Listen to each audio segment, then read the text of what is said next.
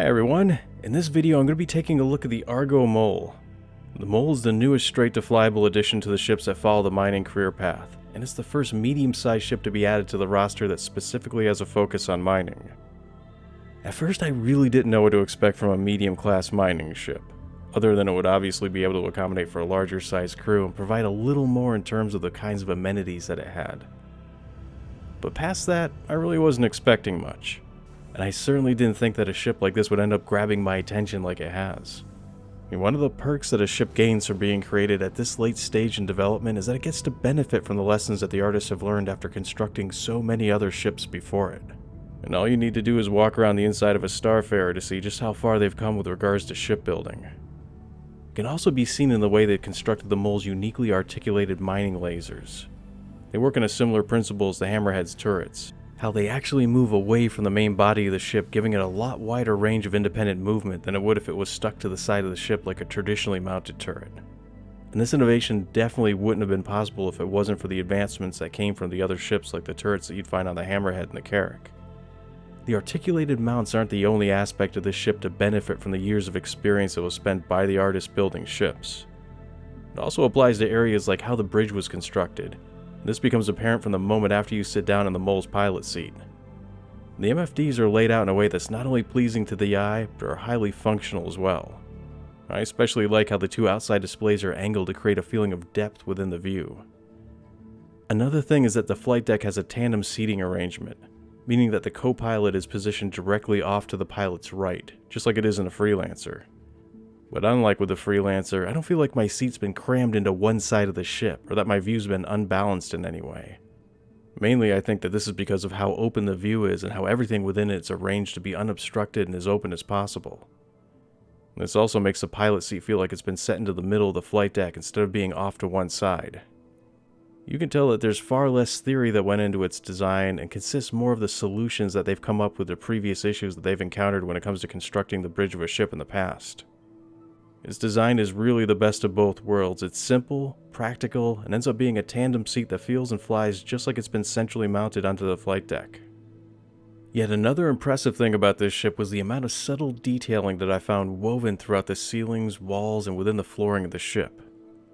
I wasn't just impressed with the amount of detail that the ship's interior had, but also in the amount of variation that I found within the textures and patterns that are being displayed. They also did a great job dividing up the habitation area from the rest of the ship. This was simply and very effectively done through the application of lighting and color theory. You almost inherently know through the feel and the amount of lighting that you've entered into the living space of the ship. The lights are not only brighter, but the room is surrounded by warmer colors and the space is wider and more open. It just feels like an inviting contrast to the way the rest of the ship presents itself to be. The lower deck has a distinctly different feel than you get from the upper deck, and this is all done once again through lighting and predominant color choices. The area is dimly lit and gives off the distinct impression that you're walking through the basement area of some location. It's saturated with cool colors, the floors are graded, and exposed piping can be seen affixed to the ceiling and running along some of the walls. All these details makes you feel like you've come across the below deck section of a ship. And it really sells the feeling that you've traveled from one distinctly different area to another, all through the atmosphere that they've created. This ship is classified as being medium-sized, but that almost feels like a misprint, because after having walked around it a few times, the interior of it seems to be a lot bigger than something like the Constellation is. And from the outside it presents a lot more of an imposing presence. So if this is considered to be a medium-sized ship, then it's really pushing the boundaries of what fits into that size classification. I generally tend to like and have often recommended medium-sized ships over others because they seem to work just as well for those times when you're playing solo as they do when you have a team of people to play with, and they tend to give you a lot more gameplay for less money. But in this instance, if you know that you want to follow the mining career path and that you plan on going at it solo, then I'd highly recommend sticking with the Prospector. Mainly because it gives you a superior level of control when it comes to driving and being able to mine at the same time. This is unlike the Mole, where the pilot has no control over the mining lasers, and if you're the only one on board at the time, you're going to have to get out of the pilot's seat and go down to one of the mining stations before you can begin cracking rocks. And some people may disagree with me on this on the basis that they don't mind having to take that extra step every time they mine a rock, and that the ship's inherent benefits outweighs this inconvenience. Like for instance having a much bigger shield, a larger capacity to carry ore, and being able to use a larger mining laser to mine with, and they would gladly trade off a little convenience for all these upgrades that the Mole has to offer over the Prospector. Well, I think that's great in theory, but my opinion differs on this after having done some solo mining with the Mole and after taking it out using a full crew, and there's no comparison between the two. Going solo became fairly frustrating at times, since after you find a rock to mine, you have to stop the vehicle, get out of the chair, and go down to one of the 3 mining lasers to start extracting it. And on more than one occasion, after I got into the seat of the mining laser, I found that I couldn't aim high enough to reach the rock. So I had to get out, go back up to the pilot's chair, and reposition the ship. At one point, I had to do this several times over, which meant making multiple trips back and forth before I got the ship's positioning right so I could finally start mining.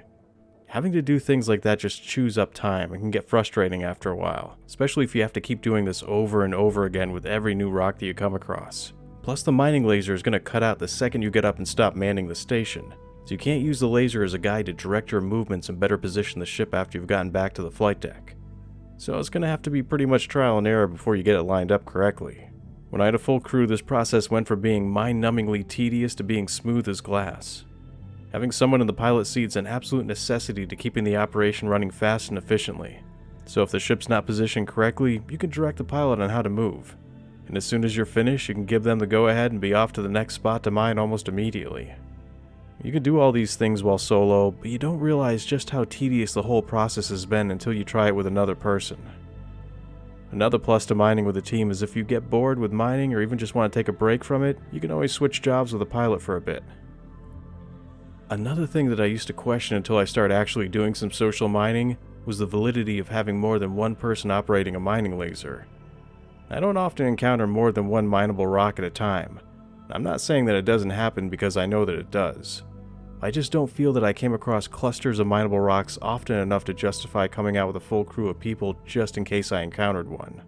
But that was the wrong attitude, and I quickly found that having at least a couple of people doing the mining at once became an invaluable resource. Because if they know what they're doing, they can focus on mining the same rock and crack them in half the time. Not only that, each rock separates into several more smaller clusters that sometimes need to be cracked a second time before you can extract it. So having 2 or 3 people working on those individual pieces at once means that you can clean them up in a fraction of the amount of time. It was seriously hard to go back to mining by myself after doing it this way. I also found that there was a lot of communication that was going on in between the pilot and the drill operators. And our efforts ended up being surprisingly collaborative when it came to coordinating how we went about cracking a rock. And on one occasion we had to yell for the pilot to quickly back up and put some distance between us and the rock before it blew up, which is another reason why it's good to have someone sitting in the pilot's seat while you're mining. The whole trip ended up being a lot more fun than I thought it was going to be, and is definitely something that I look forward to doing more of. Most of the questions from the Q&A about the Mole revolved around why you'd want to use this ship instead of 3 or 4 prospectors. And they gave some very succinct answers to that, which were mainly about the maintenance costs being a lot less to maintain one ship than it would be to run 3 or 4. And of course there's more obvious reasons like the fact the Mole has bigger shields, more internal space, better living conditions, it carries more cargo, has a longer operational time, and it has bigger mining lasers. The Mole also comes in 2 varieties. The first version is called the Carbon Edition, which has a monotone carbon-colored chassis. And there's the Talus, which has a monochromatic, or rather to be more specific, has a white and gray color scheme. All these versions are functionally the same, and the only changes are cosmetic in nature. Some things to be aware of are the Mole does not have a refinery. Each mining laser is controlled independently of one another and cannot be operated by the pilot from the pilot's seat like the Prospector does. The Mole's mining laser has a lot longer range than the Prospector's does, and it has 4 beds, a bathroom, and a galley. But the bottom line is if you know that you want to mine for a career and you're going to be playing solo, then stick with the Prospector. It's a great single pilot miner, and you can still use it to team up with a group of prospectors or a member of the Hull series that could collect the saddlebags as you fill them up. But I would definitely recommend the Mole if you're part of an org, or even if you have a select group of friends that wouldn't mind crewing the ship with you. And if you don't, you could always ask around the chat to see if anyone wants to come with you on a mining run. Or best yet, you'll eventually be able to hire an NPC crew to come along with you. If any of those options sounds appealing, then I couldn't recommend the Mole highly enough. I've been your host, Law of the West. Thanks for watching, and take care.